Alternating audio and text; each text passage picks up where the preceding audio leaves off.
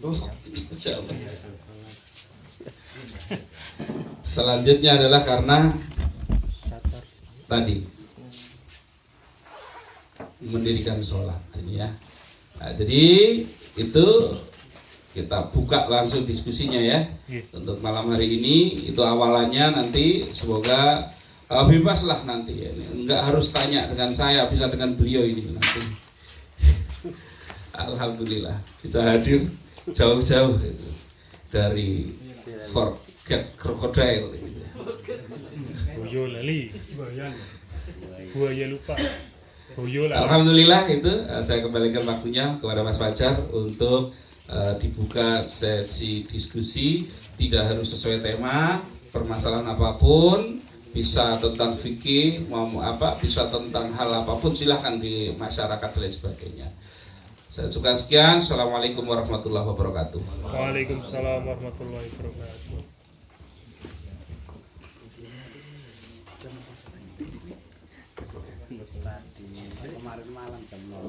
Alhamdulillahirrahmanirrahim. Terima kasih kepada Ustadz Nasrullah yang telah memberikan ilmu kepada kita tentang keberuntungan yang tadi, dimana mungkin bisa disimpulkan tadi ya, mensucikan diri, terus yang kedua berzikir, dan yang ketiga mengamalkan hak dari sholatnya. Mungkin dari beberapa teman di sini ada yang ingin berdiskusi atau bertanya, monggo waktu dan tempat dipersilahkan. Bisa ke Ustadz Nas, bisa ke Ustadz Tauhir dari Forget Crocodile. Ya, monggo. Ini langsung beliau nanti yang jawab, nggak pakai saya dulu. Assalamualaikum warahmatullahi wabarakatuh. Waalaikumsalam warahmatullahi wabarakatuh. Ya, benar beliau. Yang saya mau tanyakan, ya, yang saya mau tanyakan, bagaimana caranya biar sholat itu bisa khusyuk. Selama ini kadang-kadang sholat tuh kadang-kadang kurang khusyuk gitu loh. Kadang-kadang habis sholat ada gangguan pikiran yang lain. Bagaimana caranya bisa khusyuk gimana itu kan? Itu aja. Assalamualaikum warahmatullahi wabarakatuh. Saya ngambil alih sebagai moderator. Siap.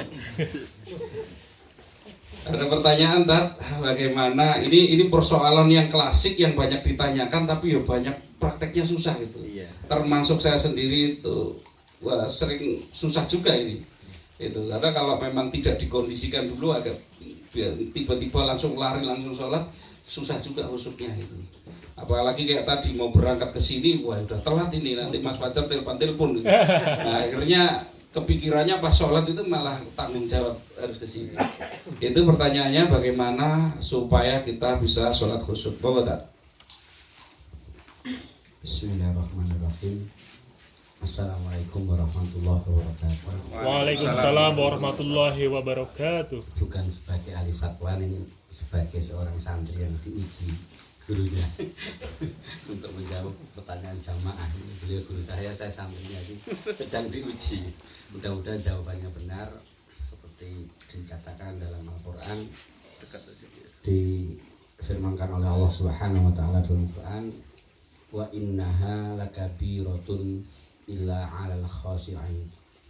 Wa innaha, dan sesungguhnya salat itu sangatlah berat, illa kecuali 'alal khashi'in, bagi mereka yang khusyuk. Jadi tadi pertanyaannya bagaimana khusyuk, ternyata di ayat selanjutnya disebutkan alladzina yadhunnuna annahum mulaqu rabbihim wa annahum ilaihi raji'un. Alladzina yadhunnun itu di makna terjemahnya menyangka, tapi kalau di makna tafsirnya yakin. Karena saat dalam waktu saya baca tafsir ini, kenapa yakin dipakai kata yadhunnun? Karena begitu beratnya keyakinan sebenarnya. Yadhunnun, jadi yakin maknanya. Tapi walaupun berat, ya kan dipakai kata, karena ada bahasa yakin sendiri gitu. Kata ya, dia kalau yakin gitu ada bahasa sendiri. Tapi ini yadhunnun menunjukkan memang khusyuk itu bukan pekerjaan yang gampang. Bukan pekerjaan yang gampang. Yadhunnun. Kemudian yadhunnuna annahum mulaqu rabbihim. Annahum, sesungguhnya mereka, mulaku, sedang menemui. Ini maknanya ada dua yang saya terima.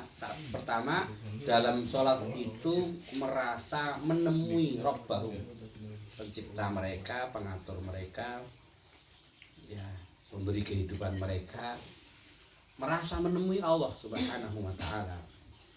Kalau kita menemui seseorang saja yang menurut kita berjasa, itu nek ora tenanan itu ya pekewuh sama ya kan, mau dikasih bantuan sama Pak Presiden Jokowi gitu misalnya, ketemu karo Presiden Jokowi mestinya ya tenanan lah, ora gojekan kan gitu. Tapi kita kadang-kala masalah Allah yang sudah memberi banyak, wa in ta'udzu nikmatallahi la tuhsuha, kita masih saja belum bisa khusyuk. Ya memang berat. Saya sendiri mengakui bahwa selama hidup belum pernah khusyuk 100% dalam sholat. Karena Rasulullah sudah mengatakan dalam sholat kalian itu mungkin hanya 5%, 10%, jarang yang 50%. Rasul saja pernah mengalami yang namanya nasia, lupa. Makanya ada sujud sahwi. Menunjukkan kita itu sebenarnya nggak ada alasan untuk sombong di hadapan siapapun dengan amalan kita, apalagi innamal awalul amal yuhasabul abdu yaumal qiyamah as-shalah, dan amal yang diteliti oleh Allah Subhanahu wa taala di sana nanti adalah salat. Fa idza saluhat saluhat sairu amali, ketika baik maka baik seluruh amalnya. Wa idza fasadat khusiba bimana nawafil gitu. Ketika kama Rasulullah SAW, ketika sholat itu kurang maka yang dihitung nanti nawafilnya, tambahan-tambahannya. Ada yang mengatakan sholat nawafilnya, sholat sunnahnya. Mengapa kita dikasih sholat duha? Kenapa kita dikasih sholat rawatib? Kenapa kita dikasih sholat malam? Ibaratnya elek, jumlahnya nggak khusus semua, tapi ada yang khusus di sini. Saya tambal sulam lah akhirnya tambal sulam. Maka untuk nambal sholat wajib kita yang tidak khusyuk, ya kita lakukan sholat sunnah, sholat rawatib sebelum dan sesudah sholat. Kalau yang tidak bersesudah kan setelah subuh dan setelah asar. Kalau lainnya kan ada. Itu untuk nambah. Syukur ditambah dengan sholat duha, syukur ditambah dengan sholat malam, ditambah semuanya. Sehingga walaupun sholat duhanya nggak khusyuk, sholatnya nggak khusyuk, tapi kan khusyuknya mungkin di sholat subuh yang nggak khusyuknya di rakaat pertama lah. Nanti ditambah yang rakaat pertama. Gitu terus dari nambah, sehingga hidup kita itu pekerjaan utamanya adalah sholat dan sholat. Karena kita nanti akan terlihat khusyuk dan terbukti khusyuk jika dalam kehidupan kita inna sholata tanha anil fahsya'i wal munkar. Benar-benar kalau saatnya khusyuk itu tidak melaksanakan perbuatan keji dan munkar. Prakteknya ternyata siapa yang selamat dari dosa. Maka alhamdulillah Islam itu kan ada tingkatan. Yang pertama itu Islam sendiri. Islam itu sebenarnya juga sebuah gerakan saja yang sampai tuntas. Makanya kita diperintahkan oleh ya ayyuhalladzina amanu ittaqullaha haqqa tuqatih wa la tamutunna illa wa antum muslimun. Kenapa enggak mukminun, kenapa enggak muhsinun gitu aja kan? Padahal kata Islam, iman dan ihsan. Karena untuk muslim saja nek muslim bahasa guru saya yang penting katam lah, yang penting katam. Dan luar biasanya Rasul mengatakan innamal a'malu bikhwatim. Amal itu yang dilihat terakhirnya. Maka sholat itu kadang-kala yang khusyuk itu yang pertama dan terakhir toh. Allahu Akbar, kelas kita loh. Allah khusyuk, Allahu Akbar. Udah lupa, begitu salam baru khusyuk lagi. Assalamualaikum ya. Lago gitu loh. Ya jangan berhenti di tengah jalan. Rampung no, walaupun tidak khusyuk. Biasanya kita khusyuknya di depan dari akhir toh. Begitu Assalamualaikum baru khusyuk. Untung innamal a'malu bikhwatim, dan yang dinilai yang terakhir. Penting rampung salam lah. Yang penting rampung salam gitu, rampung salam. Kalau itu dalam filosofi sholat gitu. Waduh mandek, wah mentang-mentang nggak khusyuk, belum di tengah jalan kita nggak khusyuk, nggak ditompo kan? Kalau nggak khusyuk masuk neraka, fawailul lil musholin, wah mandek wae, wah bahaya. Ya makanya Islam saja lah. Islam itu yang penting husnul khotimah, yang terakhirnya apik. Ternyata dalam sholat kita pun yang apik ya grup pertama dan terakhir itu. Makanya laksanakan saja sholat. Karena untuk mencapai derajat iman sudah mulai perbuatan hati. Jadi bagaimana sholat itu kita merasa diawasi oleh Allah, dicatat oleh malaikat, kemudian apa itu benar-benar sesuai dengan kitab suci Al-Quran dan sunnahnya Rasulullah. Ini benar-benar menteladani Nabi Muhammad Shallallahu Alaihi Wasallam. Ini untuk persiapan menghadap Allah di hari akhir, dan ini bagian dari takdir terbaik dari Allah kita bisa sholat. Kalau bisa menghadirkan itu dalam sholat, yo ampuh banget nih, yo sulit. Kita alhamdulillah yang diperintah wala tamutuna illa wa antum muslimun. Dalam sholat saja untuk mencapai mu'minun sulit, apalagi muhsinun. Rukunnya sederhana, ta'budullaha ka'annaka tarahu wa ilam takun tarahu fa innahu yarak. Rukun dari ihsan lebih sedikit. Apa itu? Kamu beribadah masuk dalamnya sholat seolah-olah melihat Allah. Kalau tadi kan mulaku hanya bertemu, ini melihat. Tapi wa ilam takun tarahu, kamu itu gak bisa melihat, ya fa innahu yarak. Kamu harus yakin kamu sedang diawasi oleh Allah Subhanahu wa taala. Dan ini semuanya, mudah-mudahan yang sedikit ini bisa menjawab. Nek terus terang saya sendiri juga belum khusyuk, Pak. Tapi ada dalil-dalil ojo ninggalke salat kan itu. Kita harus menjaga salat. Kalau pekerjaan yang paling dicintai oleh Allah, semua pekerjaan itu adalah ibadah. Kalau bagi orang Islam, kalau sudah dapat tiket Islam, sudah syahadat asyhadu alla ilaha illallah wa asyhadu anna mau ngasih makan, mau pengajian, mau perbuatan apapun, mau bekerja, semuanya ibadah. Tapi ibadah yang paling dicintai oleh Allah adalah sholat. Makanya yang jadi barometer sholat, maka jangan tinggalkan sholat, jangan tinggalkan sholat. Ibaratnya orang bekerja itu sok-sok ya ratu bati, sok-sok ya rugi. Kan itu orang usaha kan ya, itu ibadah juga. Rugimu ya ibadah, batimu ya ibadah, bukmu ya ibadah, kabeh ibadah. Salat ya kayak gitu juga. Sok-sok khusyuk, sok-sok kurang khusyuke, sok-sok khusyuk ketitik banget, sok-sok khusyuk wakeh banget, ya lakonan aja. Karena sekali lagi khusyuk itu rezeki dari Allah Subhanahu wa taala. Kuwi bati ngono lah, bati ini wong usaha. Nek ya apa kok usaha terus bati terus gara-gara nek ngejar bati terus gak gelem usaha. Yang penting terus istiqomah. Makanya istiqomah dalam hal yang paling apa tuh istiqomah dalam satu hal yang kita itu tidak mengapalkan hasilnya. Itu yang kenapa istiqomah itu lebih afdol daripada 1000 karomah. Karena nek dodolan laris, ya ki biasa wae lah. Dodolan laris ya dodolan. Nah, itu ini justru mendapatkan melebihi 1000 karomah. Makanya telaten tadi pengajian pesertane kuwi nek pengajian tambah ya seneng banget ya gitu. Wah pesertane tambah, sing subscribe tambah ya, sing anu tambah seneng banget ya. Pengajian kuwi wae. Kuwi telat kula kan kula kalih karena anu sapa Pak Wahid. Pak Taufik. Mas Taufik aku ki pekewo aku nek mulang nek telat kuwi isin. Lah dhek iki windu telat terus kan mari pangkat. Coba nek duwe PKL kae. Mangkat telat ya wis gawe iki lho pengajian kan malam Rebo malah kepesen coba makan bareng lah. Siap cat aku gak perak masa telat. Telat soal dikasih dihukum kan dia pertanyaan sekarang. Nah ini coba sebuah ya hukuman atau apa yang penting ini bagian dari niat. Jadi memang kita tetap harus intinya Pak, tetap harus menjaga sholat, tetap hafizu ala sholawati wassalatil wusta wa qumu lillahi qanitin. Makanya kita harus tenanan aja sholat. Tenanan baik, serius baik. Walaupun saat ini saya kalau tadi Nasrullah bilang belum khusyuk, jaga terus saja. So muga-muga pas terakhir sholat alhamdulillah guru saya itu dua yang sudah meninggal dalam keadaan sholat. Jadi keduanya sholat meninggal ketika asar dan saat sujud dua. Satunya Abah Amin yang mendirikan yang dulu merintis pondok saya itu Abah Amin itu pas asar sujud beliau meninggal dunia. Pas sujud enggak sujud yang keberapa, kita sujud yang terakhir. Yang kedua guru saya yang Madura Abah Abdul Hamid Ma'ruf itu malah sebelum meninggalnya itu habis lebaran itu malah anak-anaknya pada datang, muridnya pada datang disuruh balik semua, ayo dong balik kono. Begitu sudah balik dia sholat asar di musolanya di masjidnya itu dia sujud ngimami yang sujud terakhir nggak bangun.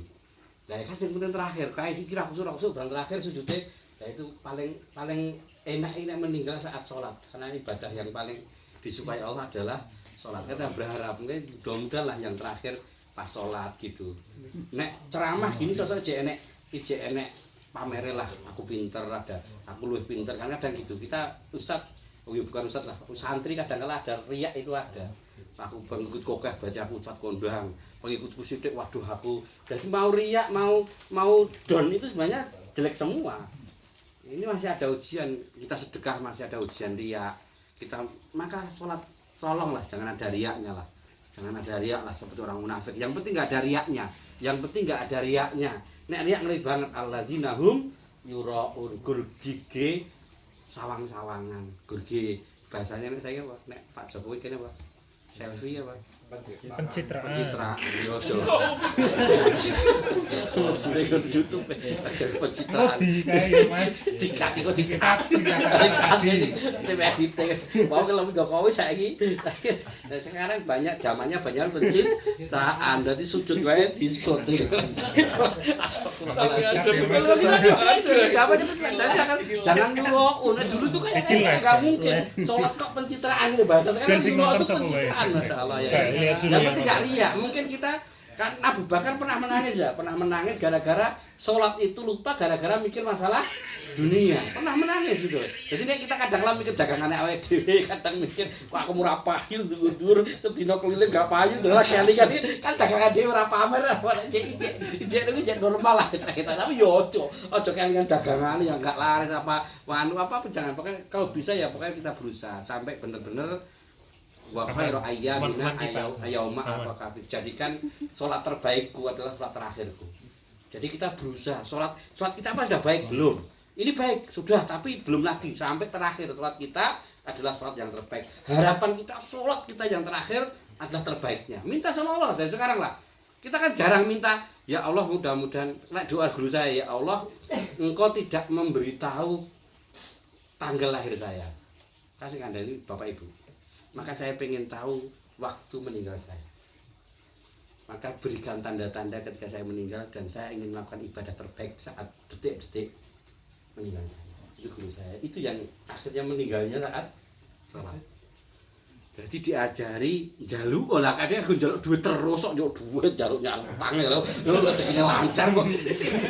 Kalau ngono kuwi terus jaluknya grup minta jaluk ya Allah berikan tanda ketika aku menghadapmu engkau memberitahuku. Lah nek kita jaluk kan diberitahu ya enggak apa-apa. Tadi Mas Darsono tanya masalah gaib itu yang tahu Allah. Ya gaib itu tingkat-tingkat. Bagi kita jin gaib, sesama jin tapi ya enggak gaib sesama jin. Sesama jin gaib ora ketok ya lho.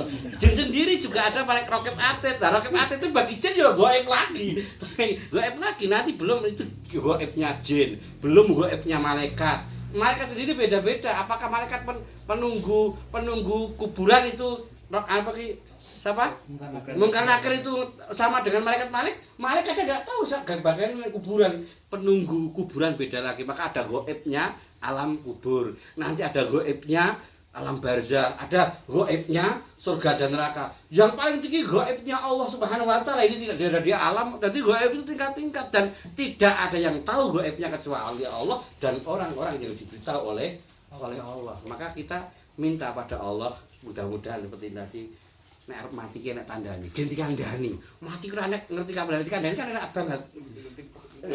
Ngerti bok masalah ibadah kan gitu ya. Jadi ada ceritanya ada teman saya di Suriah itu ya orang Indonesia. Saya insya Allah mau pamitan nanti saya akan mati insya Allah. Saya nanti akan mati ditembak di sini. Betul itu ada peluru nyasar tembak di sini. Ya udah berangkat dia. Dan mati betul-betul ketembak di sini. Saya nanti insya Allah mati ketembak di sini. Relakan dia semua disalami itu hafid Quran. Sampai teman saya, weh hafid Quran harus mati bojo ngomong ngono kuwi. Lah nek salah beritahu gimana masa aku enggak berangkat? Aku ya berangkat gitu. Ya wes kamu kan ahli Quran, aku kasih syafaat. Aku nanti kalau kamu dapat syafaat aku nomor piro? Nomor 7 lho. Kok nomor 7? Ya mesti bapak, ibu. Dihitung jadi yang tak syafaati bapak, ibu dia itu nomor 7. Ya wes nomor 7 ora apa-apa ning insyaallah selamat. Enggak aku mati. Begitu mati tenan. Loh, kalau kita kan enak pas jihad mati ketembak kan enak. Lah nek guru saya mungkin juga diberitahu enggak tahu yang lain ya gitu. Wis dong kono aku rasa enggak ternyata meninggal saat sujud. Begitu kita minta pada Allah mudah-mudahan pas terakhir itu dikandani lah aja gur njaluk kuwi wae njaluk sing donya wae njaluk pas terakhir dikandani tapi kandani aja saiki kok gleleh. Aku jek memang didokas iki tak foya-foya sik lho ya aja ngono kuwi dicabut sisan ya bahaya.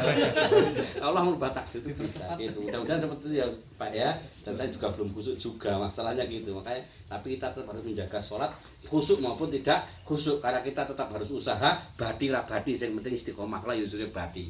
Ngono Allahumma amin. Alhamdulillah penjelasannya lengkap gitu ya.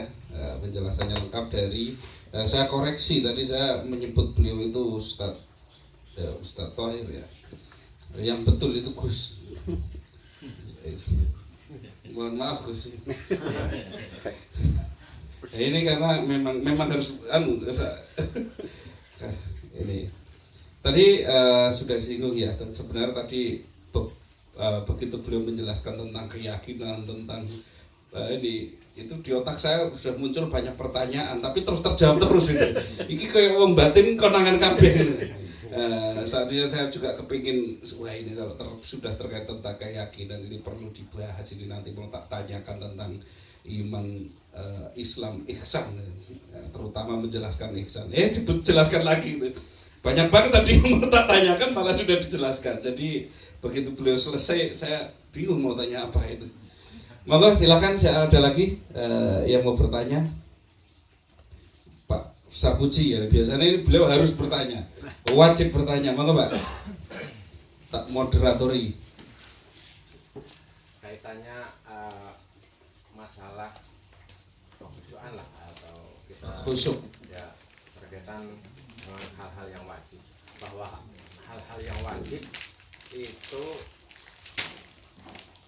termasuk belum bisa mendapatkan katakanlah apa ya cinta Allah katakanlah bangga dari Allah karena itu syarat itu memang wajiban dari apapun lah apapun yang telah dimaklumatkan ke Allah itu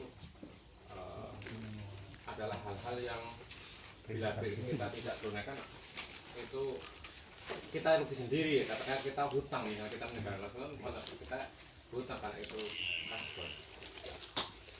Fungsi dari nafilah itu apakah benar itu sebagai penambal atau dari kekurangan kita atau ada ibadah lain yang memang apa ya untuk menyempurnakan nafilah kita tidak poin atau yang saya tanyakan lebih inti utama bagaimana bila seorang yang sudah mengaku Islam itu meninggalkan hal maktubah khususnya sholat itu aja poinnya. Ya, jadi mungkin saya sederhanakan begini Ustaz. Ini kan terkait dengan yang namanya perintah misalkan sholat ya, itu kan wajib gitu. Sementara tadi misalkan kekurangannya bisa ditambahkan dengan hal-hal yang sunnah. Nah, sementara kalau yang wajib ditinggalkan, sementara dia melaksanakan yang sunnah, ini bagaimana ini kalau misalkan seperti itu? Yang pertama itu, tambahan yang kedua dari saya, sisa nunut pertanyaan.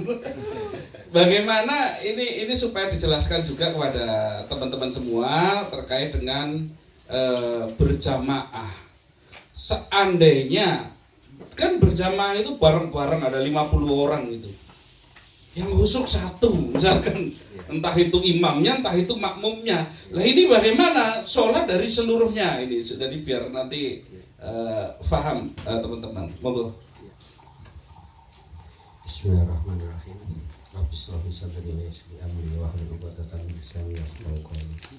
Untuk pertanyaan yang pertama, bagaimana apa itu melakukan nawafil, sholat tambahan atau ibadah tambahan tanpa melaksanakan yang wajib? Ya ibaratnya mau nambal ban tapi nggak ada bannya yang ditambal, mau nambal apa? Sebenarnya gitu.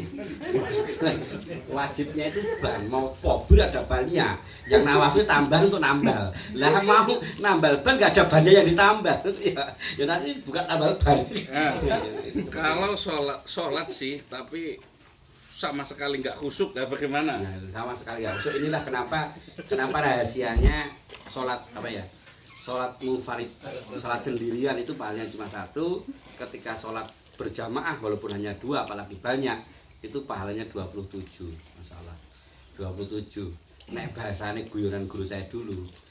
Jadi umpama didum kan gor siji. Dinambal-nambal sing 17 kan lumayan di bonus-bonus wingi gitu. Dan ternyata sholat khusyuknya satu orang kayak berdoa. Kenapa kita itu sering disuruh untuk doa berjamaah? Karena kita doa sendiri yang ya nek amine manjur, ambilnya mustajab. Kalau enggak, nah ketika kita berdoa bersama ternyata yang mustajab cuma Mas ini. Amin gitu saja. Amin gitu ternyata dia mustajab. Walaupun sambil makan. Karena sok-sok orang itu khusyuk, gak khusyuk gara-gara melihat temennya perasa dia gak khusyuk padahal khusyuk gitu loh. Ada orang khusyuk itu nonton bola itu sambil makan itu sok khusyuk loh.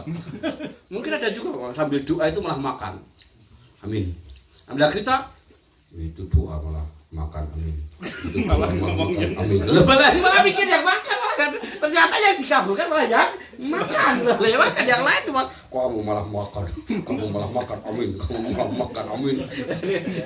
kita makan tapi kan amin. Khusyuk lah. Jadi jangan meremehkan. Karena saya pernah meremehkan jamaah saya yang anggap ngaji ngantuan. Itu ngantuan. Setiap ngaji itu tahu-tahu sadaran. Saya sudon Mas Allah yang angger teko turu. Aku sampai kayak gak khusyuk ada jadi tiba-tiba Masya Allah ini pelajaran bagi saya dan itu tak ingat saya nggak boleh ngeremehkan orang itu nggak boleh. Ketika saya itu mengalami ujian ya masalah bisnis keuangan gitu saya nggak punya penghasilan sama sekali. Orang yang biasa ngantuk Ustaz pun betul saya khawatir kinten jenengan kalau kayak 1,5 juta per bulan cekap jadi waktu itu cekap banget tuh. Aduh, jadi orang ini selama ini pengajar gato ternyata lomo ya gak pernah nawar. Aduh ya ampun, jangan meremehkan orang. Jadi yang biasa ngatur dan si gate-gate ini padahal bahasa setengah belas orang tahu ya. Jadi ngatur itu ngerti tangan. Data itu bapak saya itu dijatah sama dia 2 tahun Pak. 2 tahun saya itu udah ustaz dakwah saja nggak usah mikir apapun. Saya setiap bulan 1,5 juta masuk ke transferan saya terus gitu. Kita hanya insya Allah betul tapi saya bisa insya Allah habis setelah 2 tahun beliau masukkan anaknya ke sekolahan. Ustaz saya mohon maaf sudah tidak bisa seperti kemarin tapi kita akan berusaha. Dan sampai sekarang terus transfer Masya Allah. Jadi kadang-kala kita jangan remehkan orang. Nah, ini sholat berjamaah seperti yang dikatakan itu. Seandainya sak jamaah itu yang khusyuk itu cuma satu. Ini akhirnya kayak kan sholat itu doa toh. Sholat itu doa kan betul nggak? Sholat itu doa wasta'inu bisa beri washolat dari awal sampai akhir isinya doa. Nek bahasa guru saya sholat itu penghantar wadah dari seluruh doa-doa kita. Jadi kita itu minta mobil, minta Mercy, minta apa? Oh ya bagus-bagus lah. Nek ra diadai, diuncake munggah enggak enak. Tapi sholat ini ibaratnya kalau kita mau pergi masukkan ke dalam pesawatnya. Jadi masuk semua barang-barang, wus diantar doa kita yang dikabulkan. Itu berarti doa. Sholat itu kenapa harus dijaga? Ternyata dia juga menjaga doa-doa kita. Doa kan ada doa ibadah, ada doa masalah. Nah doa ibadah salah satunya sholat. Doa ibadah inilah wadah dari doa-doa kita. Makanya berusahalah sholat walaupun nek ora iso khusyuk dhewe ya khusyuk berjamaah. Bahkan bahasanya kalau kita bangunan ini sok yang tidak berkualitas kan kita tidak bisa menjamin antara semen, pasir, kemudian apalagi pokoknya campuran itu loh. Kan tidak semuanya is the best kan itu ya. Tapi insya Allah kalau ada yang is the best apalagi semennya itu akan menjadi bangunan kuat. Maka sholat berjamaah itu umpama jenengan sing ora khusyuk nomor 1, begitu dengan khusyuknya nomor 2 gitu. Ini sing nomor 1 dia khusyuk. Maka khusyuk ini gimana melu ngene jenengan. Jadi saling nambah.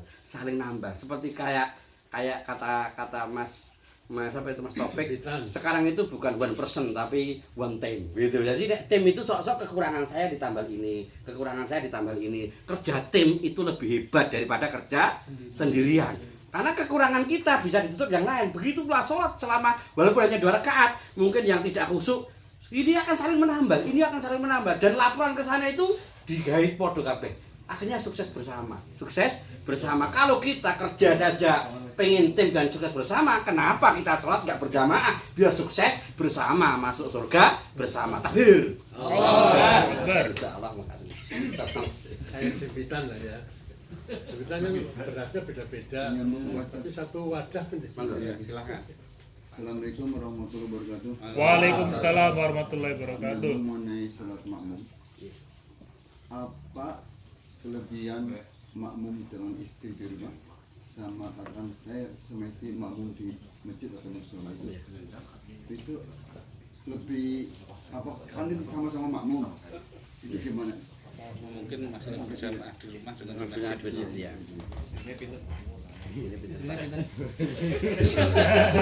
Ini mungkin jawaban saya lain daripada yang lain. Guru saya itu punya amalan andalan, imam beliau. Bagaimana kalau yang bertanya itu imam? Enak ngimami istrinya, apa enak ngimami di masjid? Ternyata guru saya itu, ini rahasia dari guru saya. Sebelum berangkat ke masjid, beliau sholat sunnahnya dengan istrinya. Kan sebaik-baiknya sholat sunnah itu di rumah. Dan sebaik-baiknya sholat wajib itu di masjid bagi laki-laki. Bahasa guru saya kalau sholat sunnah di rumah dengan istri saya. Praktek gimana? Sholat subuh ya sunnahnya sholat subuh dengan istrinya berjamaah. Bagi istrinya wajib, bagi suaminya sunnah. Berangkat ke masjid imami sholat wajib. Zuhur juga gitu. Rumah ajan kan imam tekonnya carry. Masa imam tekonnya disik ya jamaah teko. Dan imam itu tidak disarankan untuk sholat di masjid. Begitu nek bahasa kita nunduk kentongan, tong, ya Allahu Akbar gitu.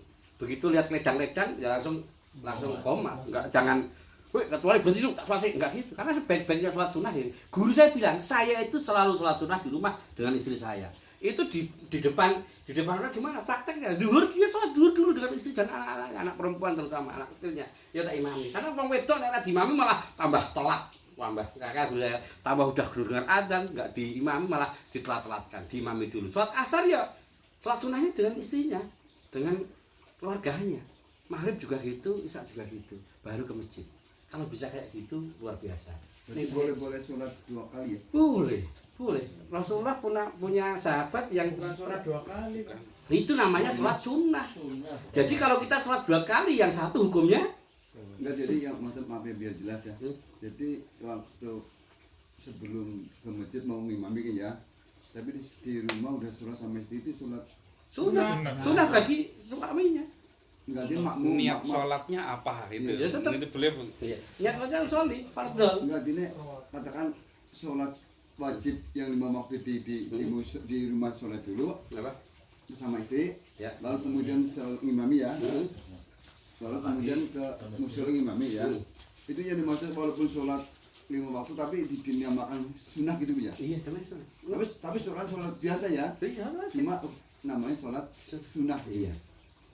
Bukan sholat sunnah yang Iya. populer bukan ya. Iya. Itu Maka saya bilang semua itu berarti boleh sholat 2 kali gitu ya. bukan 2 kali. Itu namanya jadi hukumnya jadi sholat sunnah. Iya. Dan kalau dalam sahabat ada namanya Abu Dzar. Dan dalam di pengertian yang orang guru lah ya. Ya. Jadi boleh 2 kali ya. Jangan bodoh, pintar aja Pak. Nanti bodoh beneran. Di sini kan memang ibadah pintar. Ya, dicalah seperti itu. Jadi ini baru tahu. Jadi hadisnya Abu Dzar. Abu Dzar itu tidak mau kalau tidak makmum dengan Rasulullah. Padahal Abu Dzar itu imam masjid yang ditunjuk oleh Rasulullah. Kalau nggak sahabat-sahabat ya saja. Maka beliau selalu bermakmum dengan Rasulullah dan sholat lagi dengan jamaahnya. Nek di Kebumen sangat bisa, wong Kebumen iso-iso enek sholat jam 3, enek sholat jam 4. Ya kan?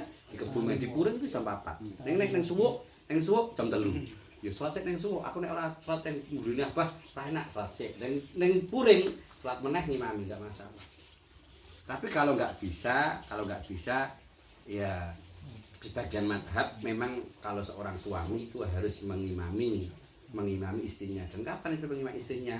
Salah satunya adalah di sholat sunnah. Kembali lagi ke contoh sholat malam itu boleh. Semua sholat sunnah di madhab Syafi'i kalau nggak baru itu boleh dibuat berjamaah.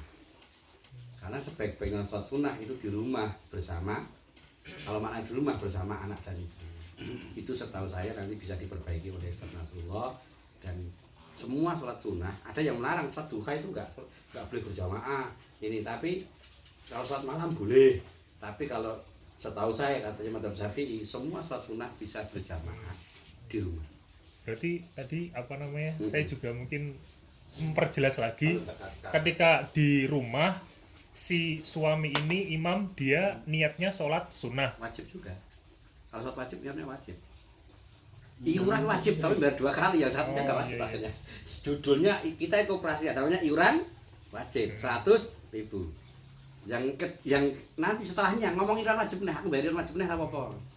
Uang wajib ya yang otomatis ya yang wajib cuma 100. Ini jadi iuran suka rela. Maka di koperasi ada iuran pokok itu pertama dan selamanya, 2 iuran wajib, dan ini iuran sukarela. Iuran sukarela itu kadang-kadang niatnya aku wajib untuk 100.000, aku 100.000 nih.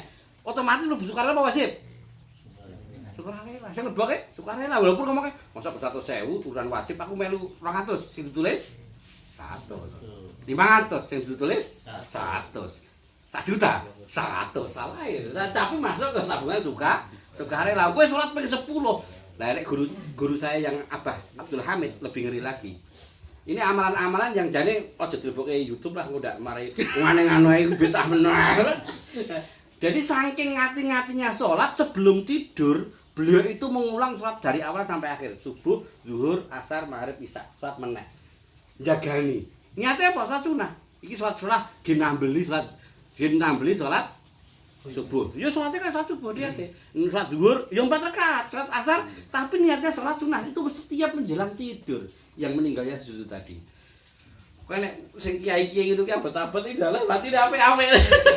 Jadi saya lihat, wah kuwi betah ngono. Kuwi betah nek kok matine sujud. Kok matine sujud. Dan ini tadi 2 amalan tadi yang dilakukan, yang satu yang ngimami dengan istrinya itu Abah Hamid, yang satunya yang meninggal sujud juga itu ketibah Abah Abdul Hamid. Panjenengan milih yang mana? Ning aku yo urung iso nglakoni kabeh. Abot. Abot banget itu seperti itu. Tapi antara baik mana ngimami di rumah dengan ngimami dengan di masjid, nek saya laki-laki berusaha untuk ngajak istri ke masjid, karena Rasulullah mengatakan jangan dilarang wanita pergi ke masjidnya. Dulu dilarang saking kebak, masjidnya kebak. Kalau sekarang kan ngajak awang wedok ya panggara kebak, karena nggak ada yang melarang wanita sholat ke masjid. Jangan pernah engkau larang wanita-wanita sholat ke masjid. Tapi sebaik-baiknya sholat wanita adalah di rumah. Maka kalau jenengan seorang suami kok di rumah, sholat di rumah lebih baik ke masjid tapi ngajak anak istri. Kalau saya saatnya itu ngajak anak istri pergi ke masjid, karena itu lebih syiar ternyata. Ini diamalkan oleh orang-orang NU lah. Mereka lebih suka berbondong-bondong ke masjid asalkan ada tempat khusus, entah di samping entah di belakang. Kalau ada tempat khusus dan aman, ajak saja nggak masalah. Maka disarankan. Kalau nggak ada, sholatnya di rumah ya nggak ada tempat khusus untuk wanita gitu. Maka saran saya, ajaklah istri dan anak jenengan pergi ke masjid untuk melakukan sholat wajib. Untuk melakukan sholat wajib itu. Mudah-mudahan seperti itu. Dan tapi kalau di Syekh Albani, ini pemahaman Syekh Albani Salafi, itu sholatnya wanita itu walaupun sendirian, saya ulang kata-katanya beliau, dan podo. Jadi kita enggak, kalau ilmu kita imbang aja lah, ambil yang mana gitu. Beliau mengatakan walaupun sholatnya wanita itu sendirian, bapak-bapak, kenapa tidak disebutkan pahalanya? Karena saking banyaknya pahalanya, maka sholat wanita di dalam kamarnya, di dalam ruangan terpencilnya itu sangat lebih baik daripada dia berangkat ke masjid. Itu kata Syekh Albani. Itu yang ngomong orang lain. Itu kalau mau pakai itu ya monggo. Jadi tetap yang laki-laki sholat ke masjid, dan kita punya keyakinan walaupun istriku sholatnya sendirian pahalanya banyak gitu. Kayak gitu monggo. Insyaallah seperti itu jawabannya, dan banyak salahnya mohon diberi tambahan oleh dari saya, guru saya gitu. Nah, jadi dulu ketika zaman Rasulullah SAW itu kenapa perempuan tidak sholat di masjid? Itu ada 3 alasan gitu ya. Yang pertama alasan keamanan. Yang pertama alasannya apa? Keamanan. Karena dikhawatirkan ada hal-hal yang terkait dengan keamanannya, yang mengancam keselamatannya, sehingga perempuan sunnah untuk sholatnya adalah di rumahnya. Yang kedua fitnah. Jadi supaya menghindarkan dari fitnah, perempuan kok pergi keluar dari rumahnya sendirian misalkan gitu ya. Nah, maka dikhawatirkan karena pada waktu itu perempuan itu jarang keluar rumah. Ketika keluar rumah, mereka di rumah biasa pakaiannya. Begitu keluar rumah, mereka pakai pakai baju kurung zaman dulu itu. Kalau pernah lihat itu, kalau zaman dulu mbah-mbah kita, ibu-ibu kita itu kalau pakai baju kalau pakai mukena itu yang terusan bablas itu. Nah itu begitu. Cuman kalau keluar itu dia itu kainnya disikap sedikit, dipegangi gitu ya, diambil sedikit. Jadi kayak orang pakai cadar. Itu karena dulu belum ada teknologinya untuk bikin cadar itu. Jadi kalau keluar begitu mereka menutupi wajahnya, itu separuh wajahnya ditutupi. Itu jadi itu saking memang sangat terjaga, sehingga kalau ada perempuan keluar apalagi misalkan coba subuh, ini khawatirkan terjadi juga adalah fitnah, walaupun situasinya aman gitu kan, khawatir ada fitnah. Yang ketiga sebabnya adalah karena belum ada pembatas, belum ada tempat khusus bagi perempuan pada waktu itu, khusus tempat buat perempuan belum ada. Nah, sehingga nggak boleh misalkan kok di masjid buat khalwat, nggak boleh itu ya. Jadi ada 3 alasan. Yang pertama apa? Keamanan, sehingga pada waktu itu kalau dikhawatirkan terjadi hal-hal yang tidak baik, maka demi keamanan bagus sholatnya di rumah. Yang kedua, fitnah. Dikhawatirkan terjadi fitnah-fitnah terhadap para perempuan, maka sunnah untuk sholatnya di rumah. Yang ketiga, belum ada tempatnya. Maka menurut mazhab Syafi'i bahwa karena sekarang 3 ini sudah, kalau 3 ini nggak ada masalah, aman situasinya, terbebas dari fitnah, biasa saja perempuan ke masjid udah nggak ada fitnah dan tidak terlalu jauh gitu kan, ke masjid sekarang dekat-dekat itu kosong-kosong kok dekat-dekat. Nah itu, dan ada tempat yang dipisahkan gitu kan, ada sitirnya, itu ada pembatasnya, sehingga memang saat ini berarti kalau perempuan memang mau menjalankan di masjid itu tetap suatu kebaikan gitu ya. Jadi memang kalau situasinya 3 ini nggak ada, perempuan lebih baik adalah di rumahnya. Tapi kalau 3 ini sudah nggak ada problem, ya daripada di rumah nanti telat-telat dan lain sebagainya, maka dia lebih bagus adalah di masjid. Itu yang pertama. Yang kedua terkait dengan ibadahnya orang-orang tertentu gitu ya. Misalkan kita ada ibadah misalkan termasuk zikir dan sholat itu kalau Rebo Wekasan misalkan itu cari hadisnya nggak ada, mentok itu di dalam kitab itu adalah dicontohkannya itu oleh ulama itu, mereka itu ada namanya sirnya, dia itu mampu mengungkap rahasia gitu. Cuman kalau dari ulama mau dilakukan silahkan, tidak dilakukan tidak masalah. Artinya memang hal tersebut, misalkan kalau saya sendiri, kenapa misalkan Rebo Wekasan saya ikut gak itu sholat litafil balak misalkan, atau sholat atau zikir yang atau bikin raja itu dimasukin sumur dan lain-lain, saya terus terang tidak melakukan. Tapi ada yang melakukan, saya komentar enggak saya tidak melakukan, cuman karena kalau saya melakukan, nanti saya ditanya, saya nggak bisa jawab.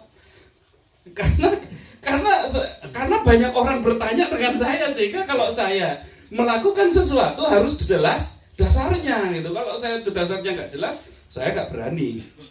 Itu. Jadi memang, tapi ada yang melakukan, ya silahkan, saya nggak permasalahkan itu, gitu ya. Jadi ada kadang-kadang misalkan tadi amaliah tertentu yang dilakukan oleh ulama-ulama itu ya, itu boleh katakanlah kita amalkan, boleh tidak diamalkan tidak menjadi dosa, itu intinya begitu. Jadi nggak usah dibikin pusing gitu ya, karena tadi Mas Fajar wajahnya bingung. Itu jadi seperti itu saja, prinsipnya seperti itu. Ini terus silakan, ada lagi yang mau bertanya? Oke, silakan Mas. Apa urut gue ya. Saya kan intinya ya bahwa hal-hal yang maktub atau yang wajib itu kan mengikat semua orang muslim lah ya, itu mencapai akhir balik. Nah, ada di masyarakat lah secara umum lah, ada beberapa atau banyak orang kadang pas lagi oleng atau baju kaki itu dan meninggalkan hal-hal yang maktubah.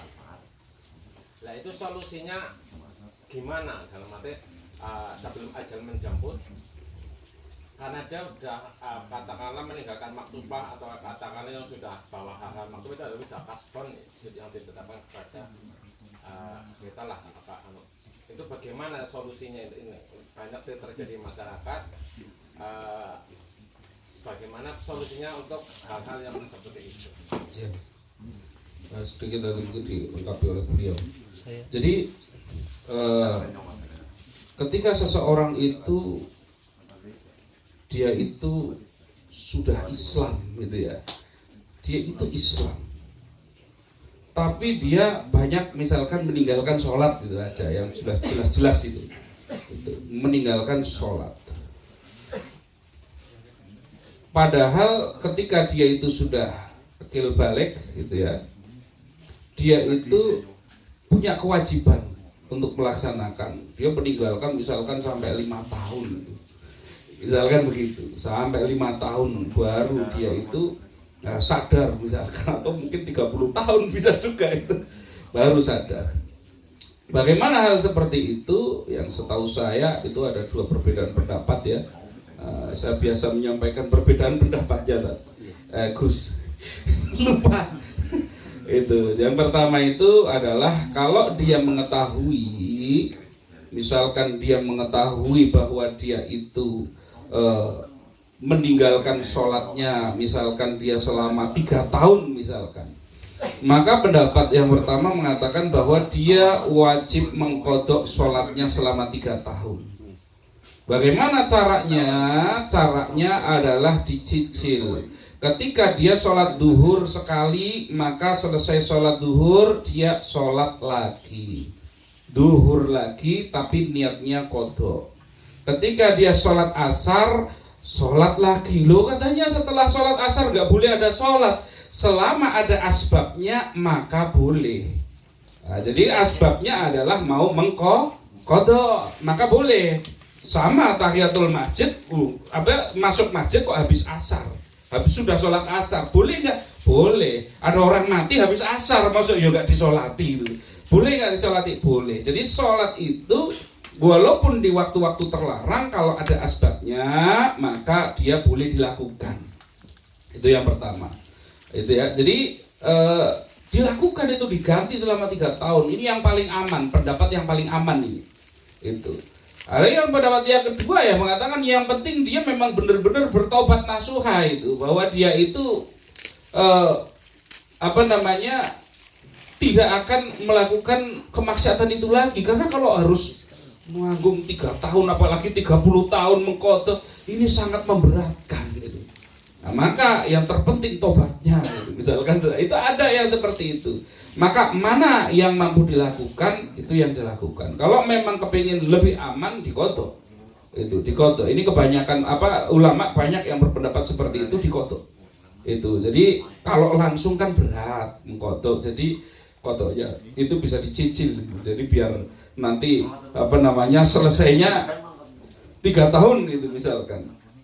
Itu seperti itu, termasuk juga dengan hal-hal lain, karena dia sudah terikat sebagai seorang muslim, kecuali dia itu tadinya dia non muslim atau orang kafir, begitu dia 45 tahun masuk Islam, ya itu berarti awalnya dia itu dia tidak harus berarti dulu dia sudah berapa puluh tahun ini harus ganti, tidak. Itu seperti itu. Jadi ringannya yang mana yang mampu dilakukan itu ya. Meninggalkannya sudah 40 tahun, gimana mau qadha? Kalau dihitung sekarang umurnya sudah 65, qadhanya nggak selesai. Sudah jelas nggak bakal selesai, misalkan begitu. Ini maka adanya perbedaan pendapat bukan untuk kita membingungkan, tetapi justru menjadi pilihan yang bisa untuk kita ambil. Jadi justru makanya beda itu rahmat itu. Jadi kira-kira yang berat ya ambil yang ringan itu aja. Bisa ditambahkan Gus. Ini sudah nggak siaran kok. Udah aman. Kalau itu